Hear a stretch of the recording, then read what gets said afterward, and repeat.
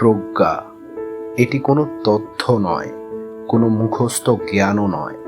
এটি এক ধরনের অন্তর্দৃষ্টি, যা সময়, অভিজ্ঞতা ও আত্মবীক্ষণের ভেতর দিয়ে গড়ে ওঠে।